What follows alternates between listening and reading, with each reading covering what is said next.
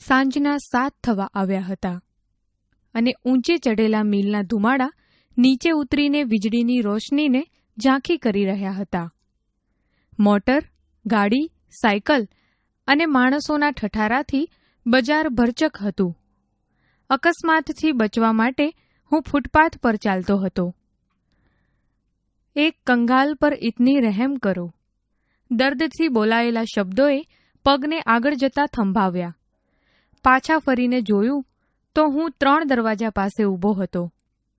ફરી એ જ શબ્દો સંભળાયા. મેં ડોકું જરાક ખેંચ્યું તો દરવાજા વચ્ચેની સાંકડી કમાનમાં એક અત્યંત કંગાળ સ્ત્રી બેઠી હતી. એટલી વારમાં તો મને રસ્તા વચ્ચે ઊભેલો જોઈને કેટલાક માણસો ધક્કા મારીને આગળ ચાલ્યા ગયા હતા. એવામાં વચ્ચેના સરિયામ માર્ગ પર એક નાના છોકરાને રસ્તો ઓળંગતા મોટરના મોંમાં મૃત્યુના મુખમાં જતો જોઈ મારી રાડ ફાટી ગઈ. સહજ જ એ તરફ હું દોડ્યો, પણ તે પહેલાં તો શોફરે અત્યંત ચાલાકીથી છોકરાને ઉઘારી લીધો ને તેની માં આગળ વધીને હાંફળી ફાંફળી દોડતી હતી. તેના તરફ એક ઠપકાભરી નજર નાખી હોર્ન વગાડી મોટર આગળ ચલાવી મૂકી. હું પાછો હટ્યો. ત્યાં એક જણા સાથે ભટકાયો. માફ કરજો માસ્તર કહીને એક જણો ભટકાતો ચાલ્યો ગયો ને એટલામાં તો પેલી કંગાળ સ્ત્રીના એના એ શબ્દો ત્રીજી વખત સંભળાયા. એક કંગાલ પર ઇતની રહમ કરો. એ સ્ત્રી બેઠી હતી તે ખૂણામાં અંધારામાં નજર ફેરવી. તેના પગ પાસે ઉઘાડે શરીરે 3 છોકરા સૂતા હતા ને તેના ખોળામાં એક નાનું બચ્ચું દયામણું મોં રાખીને આવનાર જનારની સામે જોયા કરતું હતું. બાઈ અશક્ત હતી ને ગરીબી તેના પર અસહ્ય જુલમ કરી રહી હતી. ઊંડા ખાડા જેવી આંખોમાંથી તેજ પરવારી રહ્યું હતું. પોતે છોકરા માટે જ જીવન દોરી લંબાવતી હોય એમ તેના મોં પરથી દેખાતું હતું. મારો હાથ એકદમ કોટના ખિસ્સામાં પડ્યો. એ ખિસ્સાએ 2 કલાક પહેલાં જ કલદાર રાણીછાપના રૂપિયા સાથે ભદ્રમાંથી શહેર તરફ મુસાફરી કરી હતી, પણ અત્યારે તે બોઠો પડ્યો. માત્ર 3 પૈસા જ હાથે ચડ્યા. 9 આના સિનેમાએ ને રોકડા 6.25 આના હોટલે ઉપાડી લીધા હતા. સાધારણ માણસોના આવા તદ્દન સામાન્ય વિલાસમાંથી પણ ઘણા જણ પોષી શકાય તેમ છે. એ પસાર થઈ જતા વિચારની સાથે હાથ ખિસ્સામાંથી બહાર આવ્યો. 3 પૈસા પેલી બાઈના હાથમાં પડ્યા ને પૈસાના ખખડાટથી જાગેલું એક છોકરું મને ફરી સતાવે તે પહેલાં જ હું દૂર થઈ ગયો. પણ અનાયાસે જ છોકરાના શબ્દો કાન પર પડ્યા. માં, કંઈ ખાવાનું છે? શું છે, લાવ જોઉં. ખાવાનું તો ભાઈ લાવે ત્યારે. પણ એ ગયો ક્યાં? ક્યારનો ગયો છે. પાછળથી લારીવાળાનો હટો ભાઈ હટોનો અવાજ આવતા હું એક તરફ ખસ્યો ને શિંગોડાવાળાના એક જ જાતના સ્વરોની વચ્ચે થઈ પગથી પર ચડી ગયો. ફૂલોની છાબડીઓ પર, નાળિયેર પર, સાબુ પર, ગોળ પર એમ અનેક પદાર્થો પર ફરતી દ્રષ્ટિ સામેના રસ્તા પર મીઠાઈની 2 દુકાનો છે તેની આગળ જામેલી લોકોની ઠઠ તરફ ખેંચાઈ. કાંઈક તહેવાર હતો ને બંને દુકાનદારોએ રોશની કરી હતી. મારા પગલાં સહજ તે તરફ વળ્યા. દુકાનમાં ગોઠવેલી મીઠાઈને જોવા માટે ઘણા ખરા ઊભા હતા. કેટલીક પારસી બાઈઓ મીઠાઈની ખરીદી કરતી હતી, પણ સૌથી દૂર ખૂણામાં એક નાનો 10-12 વર્ષનો છોકરો અત્યંત તૃષ્ણાથી અનિમેષ દ્રષ્ટિએ મીઠાઈના થાળ તરફ, ખાસ કરીને સૌથી આગળ પડેલા જલેબીના ચકચકિત કૂચડાઓ તરફ જોઈ રહ્યો હતો. અચાનક મેં એને જોયો. ભક્તિભાવથી જાણે એની દ્રષ્ટિ ત્યાં ચોંટી રહી હતી.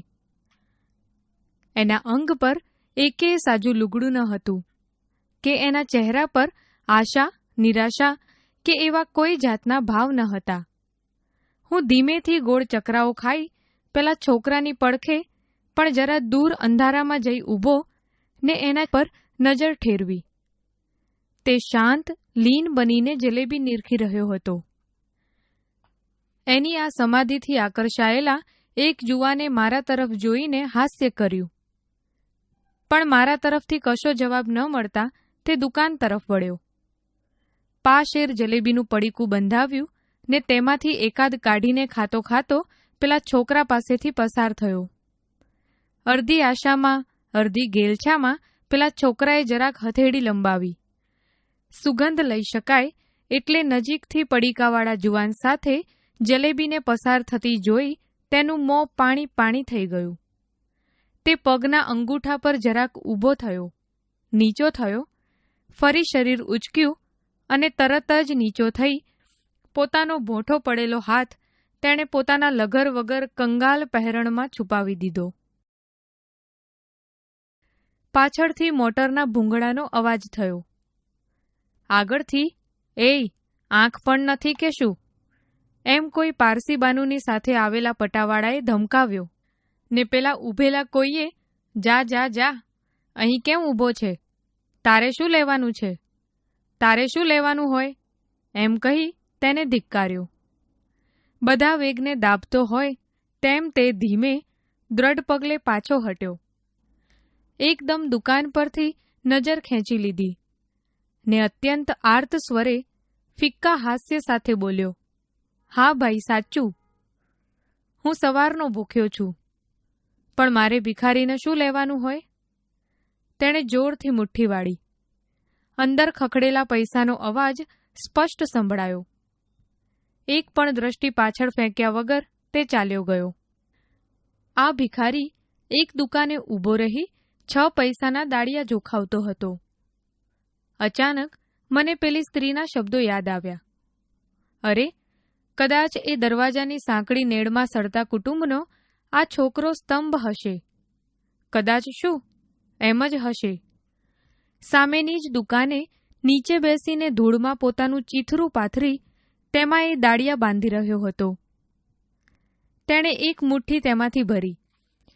વીજળીના પ્રકાશમાં એ મુઠ્ઠીને અદ્ધર જતી મેં જોઈ અને એને ઝડપી લેવા આતુર મોં પહોળું થતું દેખાયું.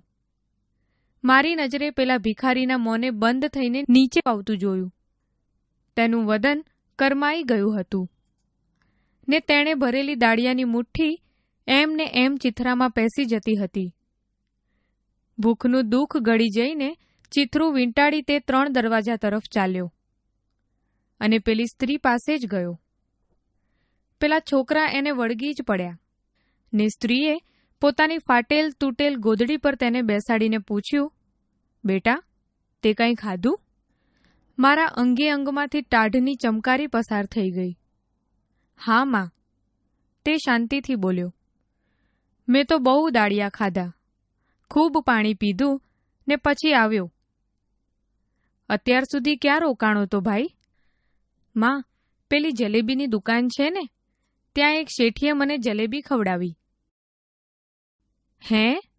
"હા માં." "અમારો ભાગ, અમારો ભાગ," કરતા છોકરા કૂદી પડ્યા. છોકરો શર્મિંદો થઈ ગયો. માએ તેની સામે ઠપકાથી ને સંતોષથી જોયા કર્યું. "બેટા, એવું હોય તો પોતાના ભાંડરડાને માટે થોડુંક રાખીએ. તું તો મોટો, તારા પાડ્યા આ મોટા થાય તેમ છે. દાળિયા ક્યાંથી કાઢ્યા?" "બરફ સાર્યો તેના 10 પૈસા આવ્યા ને?" "હા, કેટલા પૈસાના દાળિયા લાવ્યો?" છ એમ બોલતા બોલતા તેણે છેવટે કહી નાખ્યું 10. આના જીવનને જરાક ટેકો આપ્યો હોય. બધાને જ ભિખારી ગણી ઘણી વખત આપણે ઉદ્યોગ કરવાનો ઉપદેશ આપીએ છીએ, પણ આ છોકરાએ ભાંડું માટે જલેબી જતી કરી, દાળિયા ન ખાધા અને ખોટું બોલ્યો. એને મદદ. ઉતાવળથી ખિસ્સામાં ગયેલો હાથ પાછો ફર્યો. ધોબીનો ધોયેલ કોટ આજે જ પહેરેલો હોવાથી સાબરમતીથી થોડીક ઝીણી રેતી જ હાથ સાથે ચોંટી. મેં હોટલને, સિનેમાને આજે બીજી વખત સંભાળ્યા. છેક એમની પાસે સરીને મેં કહ્યું, "છોકરા, તારું નામ?" અવિશ્વાસભરી રીતે એ મારી સામે જોઈ રહ્યો. અત્યંત પ્યારથી તેનો હાથ હાથમાં લઈને મેં કહ્યું, "છોકરા, તે જલેબી ખાધી એ તો મેં જોઈ, દાળિયા ખાધા એ પણ જોયું, પણ તારું નામ તો બોલ." પોતાની વાત કડાઈ ગઈ જાણીને તેણે લુચ્ચાઈમાં જરાક મોં મલકાવ્યું ને નીચું જોઈ બોલ્યો, મારું નામ ભીખુ સાબ.